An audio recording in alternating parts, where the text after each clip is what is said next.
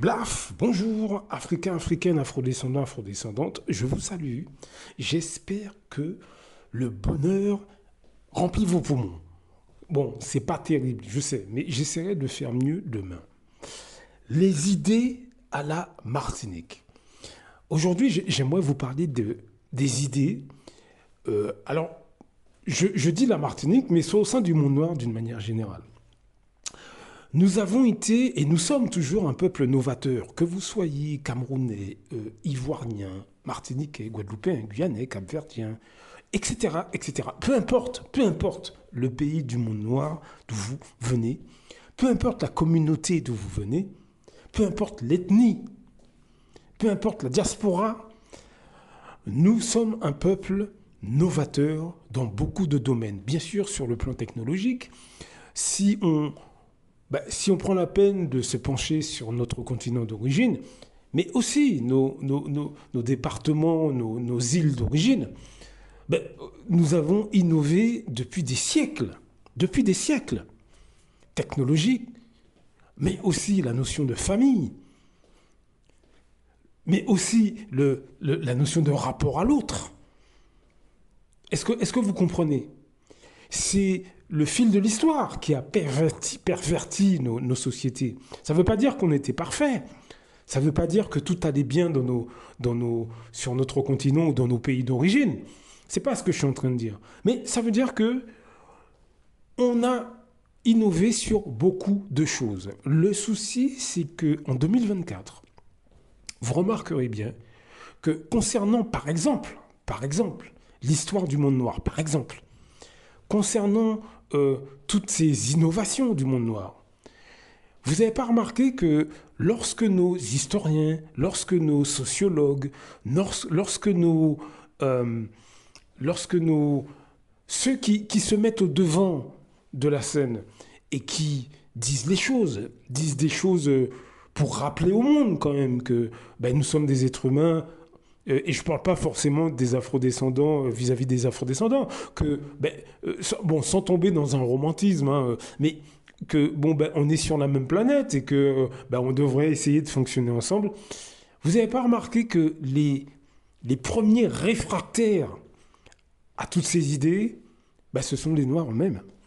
Vous n'avez pas remarqué ça? Vous n'avez pas remarqué que lorsque un afrodescendant, qu'il soit africain, qu'il soit afro-antillais, afro-réunionnais, afro-guyanais, etc. Lorsque l'un des nôtres dit quelque chose, vous n'avez pas remarqué qu'il faut des décennies à l'ensemble du monde noir pour intégrer cette même idée? Vous n'avez pas remarqué ça? Vous n'avez pas remarqué que, par exemple, on va parler de notre frère Omotunde. Ça fait des années et des années et des années que Omotunde a mis en avant l'histoire du monde noir. Vous savez ce que René Louis Etilé a dit dans une interview? Il a dit que malgré tous ses efforts pendant toutes ces années, il n'a pas l'impression que les afrodescendants aient complètement intégré ces informations-là. Il n'a pas l'impression que c'est normalement, ce qu'il a voulu dire dans l'interview, c'est que normalement, ça aurait dû aller beaucoup plus vite et beaucoup plus loin.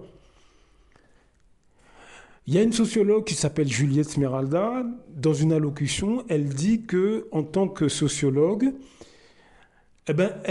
il n'arrive pas, parce qu'elle et ses collègues, ils n'arrivent pas à, à influencer la mentalité de leurs semblables. Qu'est-ce que ça veut dire, ça? Mes amis, je vais vous le dire. Je vous donne l'exemple, par exemple, de la Martinique.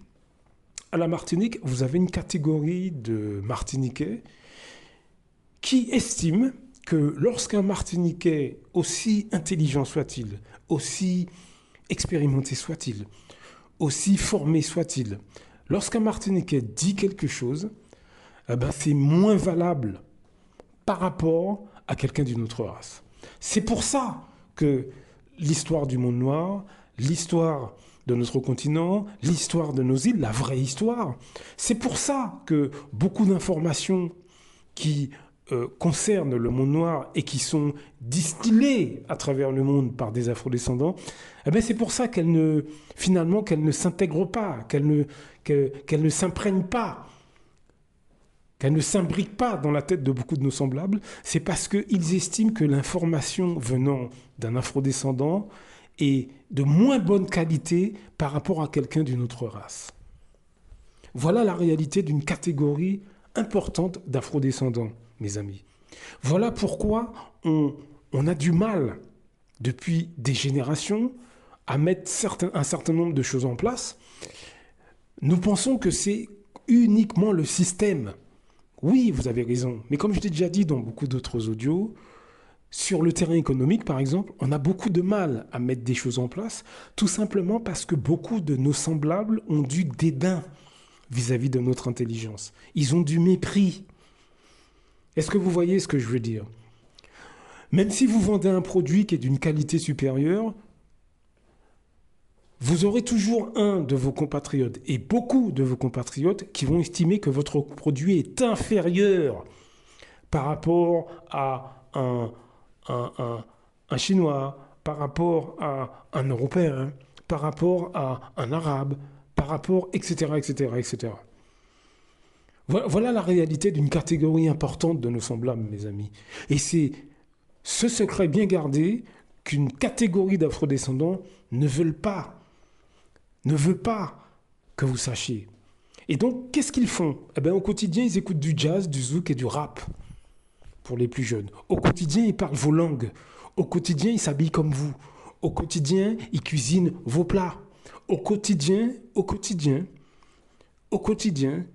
ils vous font croire qu'ils sont vos compatriotes. C'est pour ça que vous ne vous rendez pas compte de ce qui se passe. Les gens que je vous décris là, économiquement parlant, ben, ils estiment que leurs semblables doivent dormir dans les rues et que tout l'argent doit revenir aux autres peuples.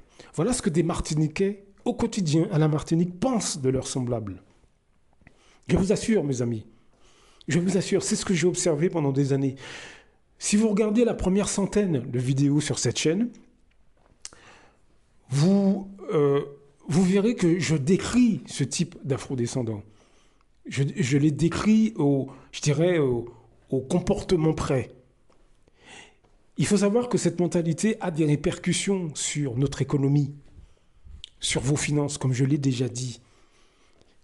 Donc c'est pour ça que je vous incite à vous former sur ces questions économiques, ces questions d'argent. Vous devez être très au courant de ce qui se passe dans le monde au niveau de l'argent. Vous n'avez pas besoin d'être économiste.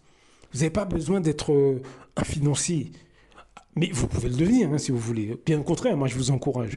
Mais on doit dépasser le comportement et la mentalité de ce type d'afrodescendants.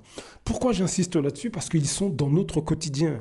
Ce sont des membres de nos familles, ce sont des membres parmi nos amis qui nous aiment bien quand nous sommes médiocres, qui nous aiment bien quand nous sommes au SMIG, ils nous aiment bien quand on ne les dépasse pas, quand on est en dessous des autres. Voilà la réalité d'une catégorie d'afrodescendants dont une partie de mes compatriotes.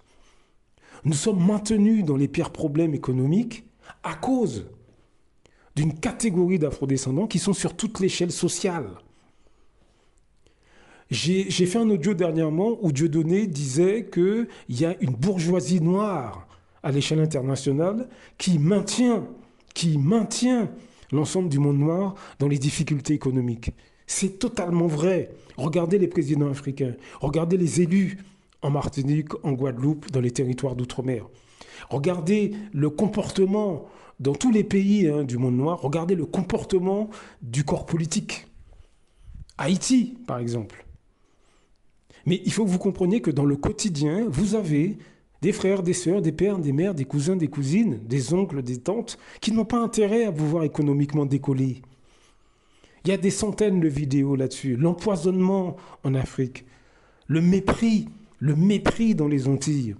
Lorsqu'un Martiniquais essaie de s'en sortir, qui le descend, qui le sabote économiquement? Des Martiniquais, mes amis. Des Martiniquais.